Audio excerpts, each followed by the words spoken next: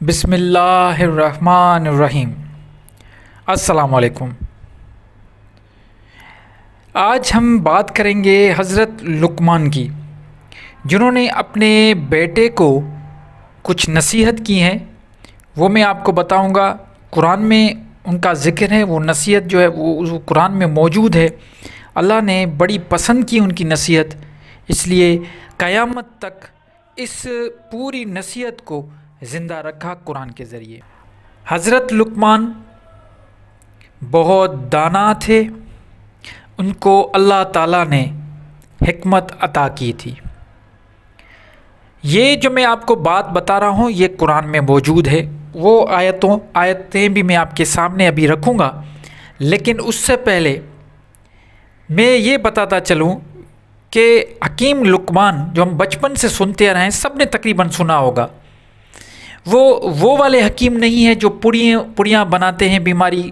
اگر کوئی بیمار ہوتا ہے پھر وہ حکیم کے پاس جاتے ہیں، پڑیاں ملتی ہیں وہاں سے، وہ حکیم نہیں تھے۔ جیسے ہم کسی کو doctor P H D degree ملتی ہے تو ہم اس کو ڈاکٹر کہتے ہیں، تو وہ ڈاکٹر نہیں ہوتا کلینک پہ بیٹھا ہوا۔ بالکل اسی طرح حکیم لقمان بھی وہ حکیم نہیں ہے۔ پہلے تو یہ چیز آپ اپنے ذہن سے نکال دیں، کیونکہ ہمارے پاس بہت ساری روایتیں موجود ہیں، کہانیاں قصے بہت موجود ہیں جن میں بتایا گیا ہے کہ وہ بہت بڑے حکیم تھے، علاج کرتے تھے، ان سے منسلک بہت ساری کہانیاں ہیں۔ یہاں تک کہ یہ بھی بتایا گیا ہے کہ وہ ان کی جنس بھی لوگوں نے بتایا، حالانکہ قرآن میں ایسی کوئی بات نہیں ہے کہ وہ کیا پیغمبر تھے یا کس پیغمبر کے امتی تھے، ولی اللہ تھے، ایسی کوئی بات قرآن میں ہمیں نہیں ملتی۔ لیکن لوگوں نے یہ بتا دیا کہ وہ حبشی تھے، افریقہ سے تعلق رکھتے تھے، پھر یہاں پہ آئے تھے، سعودی عرب میں آ گئے، وہ غلام کی حیثیت سے وہاں پہ آئے تھے، ان کی شکل بہت بدصورت تھی۔ وہ روایات میں آپ کو بتا رہا ہوں، یہ جو روایات لوگوں نے کہانیاں بنائی ہے، وہ ان کی شکل بہت بدصورت شکل تھی، بڑے ہونٹ تھے، موٹے ناک، بڑا پھولا ہوا ناک تھا، سیاہ کلر تھا اس کا۔ یہ چیزیں وہاں پہ بتاتے ہیں۔ اور اس زمانے میں، جس زمانے میں قرآن نازل ہو رہا تھا، تو اس زمانے میں آلریڈی لوگوں کو ان کی نصیحت کے بارے میں پتہ تھا کہ ایک کوئی غلام تھا جس کا نام لقمان ہے، ٹھیک ہے، اور وہ لقمان اپنے بیٹے کو جو اس نے نصیحتیں کی تھی وہ اکثر لوگ آپس میں ڈسکس کرتے تھے۔ یہ کہانیاں ہیں، یہ اس پہ نہ میں تو بلیو نہیں کرتا، خیر یہ میں آپ کو روایتیں کہانیاں بتا رہا ہوں، لیکن اصل قرآن میں جو لقمان کی جو ایک پرسنالٹی بیان کی ہوئی ہے، ہم اس پہ بات کریں گے۔ حضرت لقمان کا ذکر قرآن میں آیا ہے 31 سورہ، ان کے نام پہ پوری سورت ہے 31 سورہ لقمان۔ اب وہ لقمان کے بارے میں اللہ تعالیٰ نے ان کو اتنا بڑا عہدہ دیا ہے کہ ان کو حکمت عطا کی ہے۔ اب حکمت کا مطلب ہوتا ہے وزڈم، ٹھیک ہے، علم دینا، وزڈم دینا۔ اب وہ عطا کی ہے حکیم لقمان کو۔ قرآن میں ہمیں یہ نہیں بتایا گیا کہ وہ ولی اللہ ہے یا نبی ہیں، رسول ہیں، کس کے امتی ہیں، ہاں، لیکن یہ ضرور بتایا گیا ہے کہ ان کو حکمت دی گئی۔ اب ہم کیا کریں گے، سورہ لقمان میں ان کے بارے میں جو ان کے بیٹے کی نصیحت ہے وہ ہم ذرا دیکھ لیتے ہیں، انہوں نے کس طریقے سے اپنے بیٹے کو نصیحت کی ہے، اور وہ نصیحت اللہ تعالیٰ نے ریکارڈ قرآن میں کر دی پوری، جب تک قیامت نہیں آتی تب تک یہ ریکارڈ رہے گی۔ مطلب اتنی امپورٹنٹ وہ نصیحت ہے، اگر وہ اس نصیحت پہ اگر ایک انسان، عام انسان اگر وہ چلتا ہے تو اس کی زندگی کامیاب ہو جاتی ہے۔ اور یہاں پہ ایک اور بھی میسیج ملتا ہے کہ آپ سب اپنے بچوں کو، بیٹوں کو نصیحت کیا کریں۔ اب نصیحت کون سی کرنی ہے اور کس لہجے میں کرنی ہے، اس پہ ہم قرآن کی آیتوں پہ بات کرتے ہیں۔ سب سے پہلے سورہ ہم یہ اوپن کرتے ہیں، سورہ لقمان 31 کی 12 آیت سے لے کے 19 تک، مطلب سورہ لقمان کی 31 نمبر سورہ ہے، اس کی 12 سے لے کے 19 تک یہ ساری نصیحتیں کی ہیں۔ ہم ان کو باری باری پڑھتے ہیں اور ان پہ ڈسکس کرتے ہیں۔ سب سے پہلے 31 کی 12، اور ہم نے بے شک لقمان کو حکمت عطا فرمائی کہ اللہ کا شکر کرتا تھا، جو شکر کرے وہ اپنے بھلے کو شکر کرتا ہے، اور جو ناشکری کرے تو بے شک اللہ بے پرواہ سب خوبیوں والا ہے۔ اس آیت میں اللہ تعالیٰ فرماتے ہیں کہ میں نے حضرت لقمان کو جو حکمت دی ہے، اتنی دانائی دی، یہ جو وزڈم دی، اس لیے کی کہ وہ شکر ادا کرتا تھا، شاکرین میں سے تھا۔ شکر کرنا بہت بڑی چیز ہے، اور اللہ آگے کہتا ہے کہ وہ جو شکر کرتا تھا وہ میرے لیے نہیں، وہ اپنے لیے کرتا تھا، اپنی نفس کے فائدے کے لیے۔ مطلب دنیا میں کوئی بھی اگر شکر ادا کرتا ہے تو وہ اپنے نفس کے فائدے کے لیے شکر ادا کرتا ہے، اس کا کوئی دوسرے کے تعلق نہیں ہے، نہ ہی اس کا فائدہ کسی دوسرے کو ہو رہا ہے۔ تو جب آپ شکر ادا کریں گے، اس سے یہ میسج ملا، آپ جب شکر ادا کریں گے اللہ کا، بار بار شکر کرتے رہیں گے، ہر چیز جو کچھ آپ کے پاس ہے اس کا آپ شکر ادا کریں گے، تو کیا ہوگا؟ اللہ تعالیٰ آپ کو حکمت، دانائی اور بہت سارے رزق عطا فرمائے گا۔ اس کے بعد 31 کی 13 نمبر جو آیت ہے، یہاں سے آتا ہے کہ اور یاد کرو جب لقمان نے اپنے بیٹے سے کہا اور وہ نصیحت کرتا تھا، اے میرے بیٹے، اللہ کا کسی کو شریک نہ کرنا، بے شک شرک بڑا ظلم ہے۔ اب یہاں پہ بتایا گیا ہے کہ پہلی نصیحت ہے وہ یہ ہے، ایک تو نصیحت کرنے کا طریقہ دیکھیں، اے میرے بیٹے، بڑے پیار کے ساتھ، ایسا نہیں کہ مار کے اور پھر اس کو پہلے ہم مارتے ہیں، یہاں پہ کیا ہوتا ہے کہ پہلے بچے کو مارتے ہیں، پھر وہ رو رہا ہوتا ہے اور اس کے بعد اس کو نصیحت کی جاتی ہے۔ یہاں پہ کیا ہو رہا ہے؟ بڑے پیار کے ساتھ کہا جا رہا ہے، اے میرے بیٹے، اللہ کے ساتھ کسی کو شریک مت کرنا، شرک مت کرنا، یہ شرک سب سے بڑا ظلم ہے۔ اب شرک کیا ہے؟ شرک کا مطلب صرف یہ نہیں ہے کہ اللہ کے ساتھ کسی اور کو پوجنا، شرک کا مطلب یہ ہے کہ جو کچھ نعمت اللہ نے آپ کو دی ہے، جو بھی کچھ آپ کو دی ہوئی ہے، اس کا آپ جب شکر ادا کر رہے ہو، اس کا مطلب یہ ہے کہ اللہ کی توحید کو بھی مان رہے ہو اور یہ بھی مان رہے ہو کہ یہ ساری چیزیں مجھے کسی اور نے نہیں بلکہ واحد اللہ تعالیٰ نے عطا فرمائی ہے۔ تو ہر چیز کا شکر ادا کرنا بھی شرک سے دوری کرتا ہے۔ یہ تو پہلی نصیحت شرک۔ اچھا، اس کے بعد اب اللہ تعالیٰ نے ایک چیز ایڈ کی ہے یہاں پہ۔ اب یہ لقمان نے، اب اس کے بعد جو کنٹینیوٹی میں آیت ہے 14 نمبر، وہ آیت وہ لقمان نے نہیں کہی، لیکن اللہ تعالیٰ نے اس میں ایک چیز ایڈ کر لی ہے، کیونکہ اس شرک کے متعلق اللہ تعالیٰ کچھ بیان کرنا چاہ رہے ہیں، اس لیے اللہ تعالیٰ نے کہا کہ اس شرک کو اور کیسے واضح کروں لوگوں تک۔ تو دیکھیں 31 کی 14 میں اللہ کیا فرماتے ہیں، اور ہم نے آدمی کو اس کی ماں باپ کے بارے میں تاکید فرمائی، اس کی ماں نے اسے پیٹ میں رکھا کمزوری پر کمزوری جھیلتے ہوئے، اور اس کا دودھ چھوٹنا 2 برس میں ہے، یہ کہ حق مان میرا اور اپنی ماں باپ کا آخر مجھ تک آنا ہے۔ اس کا مطلب یہ ہے کہ اللہ تعالیٰ فرماتے ہیں کہ اپنی ماں باپ کے بارے میں، کیونکہ دوسری جگہوں پہ بھی یہ آیا ہے کہ تاکید کی ہے کہ ان کے ساتھ اچھا سلوک کرو، اور کیونکہ اور ماں جو ہے ماں نے پیٹ میں رکھا، جب آپ پیٹ میں اپنی ماں کے تھے تو ماں کا خون پیتے تھے،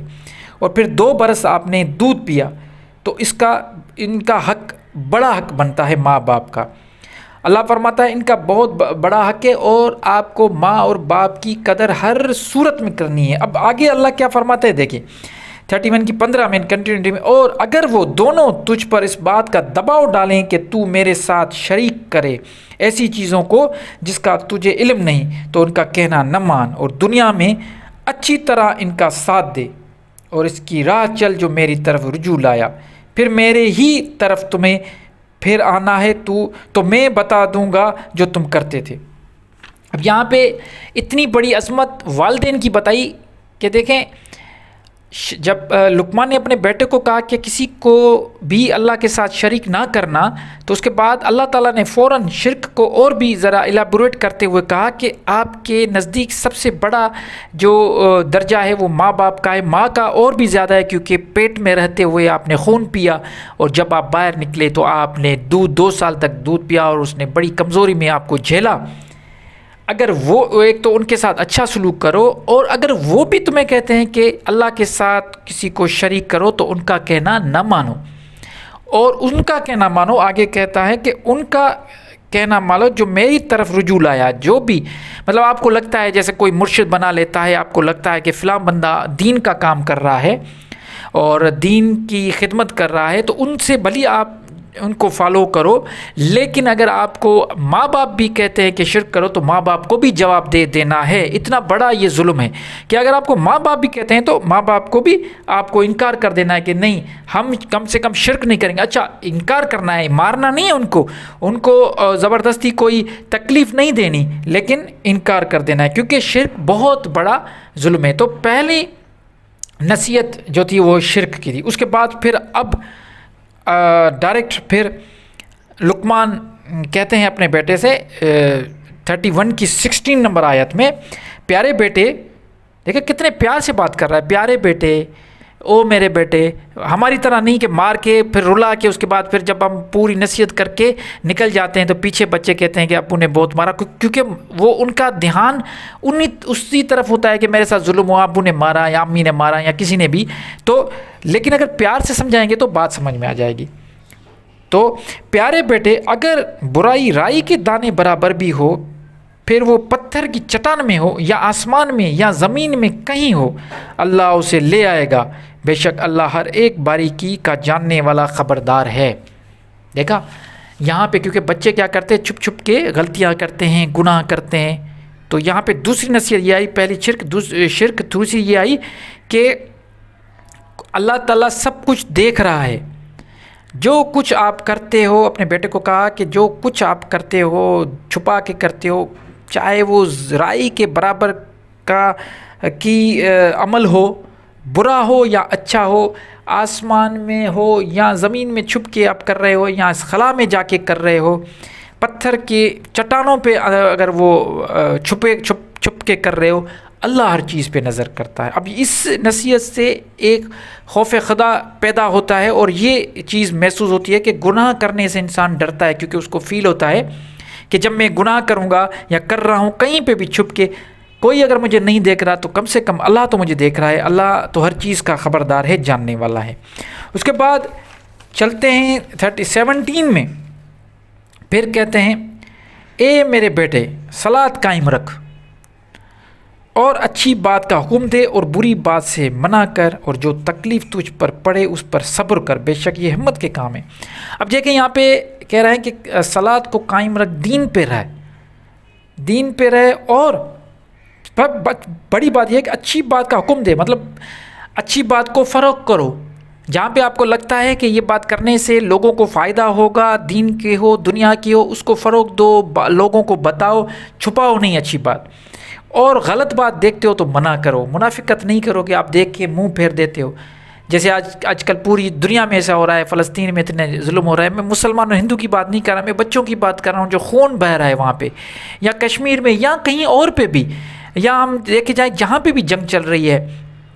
یوکرین میں جنگ چل رہی ہے، کہیں پہ بھی جنگ چل رہی ہے، وہاں پہ بچوں کی، معصوموں کی جان جا رہی ہے، خون کی ندیاں بہہ رہی ہیں، ان پہ پورا عالم جو ہے وہ چپ کر کے بیٹھا ہوا ہے، UN چپ کر کے بیٹھا ہوا ہے، کوئی یہ نہیں کرنا۔ یہاں پہ لکھا ہے کہ بری بات سے منع کر۔ اچھا اب کیا ہے، اور تکلیف تجھ پر پڑے گی اس پر صبر کر۔ دیکھ اللہ سمجھ گیا کہ اگر اللہ سمجھتا ہے کہ جب آپ کسی کو برے کو برا کہیں گے تو وہ پھر کے آپ کے پاس آئیں گے اور آپ سے لڑیں گے۔ وہ کہتے ہیں نا کہ اگر آپ کسی بچے کو بھی کچھ کہیں گے کہ گلی میں اگر کھیل رہا ہوگا، کود رہا ہوگا، تو وہ بھی ان سے بھی آپ کہیں گے بیٹا یہاں پہ کرکٹ مت کھیلو، شیشے ٹوٹ جائیں گے، تو وہ کیا کرے گا، آپ جیسے جاؤ گے تو وہ جان بوجھ کے وہ وہیں پہ شاٹ مارے گا تاکہ شیشہ ٹوٹے، یا گھنٹی بجا کے چلے جاتے ہیں، بچے تنگ کرتے ہیں، دوپہر میں آدمی سویا ہوتا ہے یا گھنٹی بجا، پھر آپ ان کو منع کرتے ہو تو پھر وہ بار بار کرتے ہیں۔ تو یہ تو بچے کی بات ہوئی، یہ نفسیات کی بات کر رہا ہوں، یہ انسان کی نفسیات ہے کہ جب آپ برائی کو روکیں گے، کسی کو بھی اچھی بات بتائیں گے اور برائی سے روکیں گے تو وہ الٹا پہلے تو آپ سے لڑیں گے کہ بھائی تم کہاں سے، تم کون ہوتے ہو مجھے روکنے والے، تم ہو کون، تم نے کیا اچھا کیا کہ تم مجھے روک رہے ہو، اور میری مرضی، میں تمہارے پیسوں سے یہ سب کچھ نہیں کر رہا، یہ میری مرضی ہے، مطلب اس قسم کی باتیں کرنا شروع ہو جاتے ہیں۔ تو جیسے ہی ایسا ہوگا تو اس پہ کیا کرنا ہے، اس پہ لڑنا نہیں، ایسا نہیں کہ اگر کہیں پہ آپ دیکھ رہے ہو برائی چل رہی ہے آپ وہاں پہ گئے، آپ نے ان کو روکا، آپ نے روکا، اس کے بعد کیا ہوا کہ وہاں سے آپ کو ریئیکشن آیا، اور جیسے ہی ریئیکشن آیا آپ بھی اس کے ساتھ لڑنا شروع ہو گئے. نہیں، اس پہ اللہ کہہ رہا ہے کہ آپ کو صبر کرنا ہے، کیونکہ بے شک یہ ہمت کے کام ہے، یہ ہر کوئی نہیں کرتا، یہ بڑے ہمت کے کام ہوتے ہیں. دین کو قائم رکھنا، صلاۃ قائم رکھنا، اچھی بات کا حکم دینا، بری بات سے روکنا، پھر کہیں پہ تکلیف آتی ہے اس پہ صبر کرنا، یہ سارے ہمت کے کام ہیں. یہ کوئی عام بندہ نہیں کر سکتا، یہ مومن ہی کر سکتا ہے. تو یہ جو نصیحت ہے بڑی امپورٹنٹ نصیحت ہے کہ اس پہ آپ نے 2-3 چیزیں دیکھی. اس کے بعد پھر آگے چلتے ہیں 18 نمبر پہ، کہ لوگوں کے سامنے اپنے گال نہ پھلا اور زمین پر اترا کر نہ چل. کسی تکبر کرنے والے شیخ خورے کو اللہ پسند نہیں کرتا. پیسہ آ گیا، دولت آ گئی، نوکری مل گئی، اچھی نوکری مل گئی، گاڑی آ گئی، اب بھائی کو بھی نہیں پہچانتے، باپ کو بھی نہیں پہچانتے، وہ جو دوست بچپن میں ساتھ کھیلتے تھے ان کو بھی نہیں پہچانتے، اپنے گال بلا کے اکڑ کے چل رہے ہو اور اپنے آپ کو کچھ سمجھ رہے ہو کہ یہ سب چیزیں میرے اپنی محنت سے ملی. تکبر آ گیا، شیخہ خوری آ گئی، لوگوں سے ملنا بند کر دیا. نہیں یار، غریب میں تو پھنس گیا ہوں. رشتہ دار، جو غریب رشتہ دار جن کے ساتھ پہلے گھومتے تھے پھرتے تھے، عزت کرتے تھے، اپنے دوست تھے، ان کے ساتھ آپ بیٹھتے تھے، کھیلتے تھے، وہ ساری چیزیں آپ نے ختم کر دی. اب اگر وہ آپ سے ملنا آتا ہے، آپ کہتے ہیں نہیں یار ٹائم ہی نہیں ہے، خام کا اپنا مجھے اتنا ٹائم نہیں ہے کہ اس کے ساتھ میں باتیں کروں. اور یہ ان کو آپ چھوٹے لوگ سمجھتے ہو. یہ چیز کتنی بڑی چیز ہے کہ لوگوں کے ساتھ اپنے گال پھلا کے نہ چلو، تکبر نہ کرو، زمین پہ اترا کر نہ چلو. یہ بھی بہت جو عمدہ ایک آپ سمجھے کہ نصیحت ہے. یہ نصیحتیں میں آپ کو بتا رہا ہوں جو حضرت لقمان نے اپنے بیٹے کو کی ہے. اگر ان پہ بھی اگر انسان چلنا شروع کر دیں تو آپ یقین کریں قرآن کی جو کچھ قرآن میں بتایا گیا، اگر ان 6-7 آیتوں کو آپ پکڑ کے اور ان پہ ہی عمل کریں تو آپ کی زندگی آسان ہو جائے گی. اچھا، اس کے بعد 19ویں آیت ہے، اور میانہ واری چال چل، درمیانہ چال چل، اور اپنی آواز کچھ پست کر، بے شک سب آوازوں سے بری آواز گدھے کی آواز ہے. اب یہاں پہ دیکھیں، یہاں پہ بتا رہا ہے کہ نہ کنجوسی کر، نہ یہ میانہ واری چال چل کا مطلب یہ ہر چیز میں ہوتا ہے، پیار میں، محبت میں، کھانا پینا، ٹھیک ہے، ایکسرسائز کرنا، زندگی کے ہر معاملات، خرچ کرنا، کہ کنجوس بھی نہیں ہونا اور ایکسٹرا ویگنٹ بھی نہیں ہونا، اتنا زیادہ خرچ بھی نہیں کرنا، کنجوس بھی نہیں ہونا، رشتوں میں میانہ واری رکھنا، ہر کسی کے ساتھ درمیانی بات کرنا، کسی کو ایسا نہیں ہے کہ پیار میں پاگل ہو جاؤ یا نفرت کرو تو اس میں شدت پسند ہو جاؤ. یہاں پہ فنڈامنٹلزم کی بھی بات کی گئی ہے کہ اتنا شدت پسند نہ بنو کہ جو آپ کے جو فیصلے ہیں وہ فیصلے غلط ہو جائیں، ان کی ریئیکشن آپ کی زندگی میں غلط ریئیکشن پڑے. اور دوسری اس کے بعد کیا ہے کہ اپنی آواز کچھ پست رکھ. جب بھی بات کرو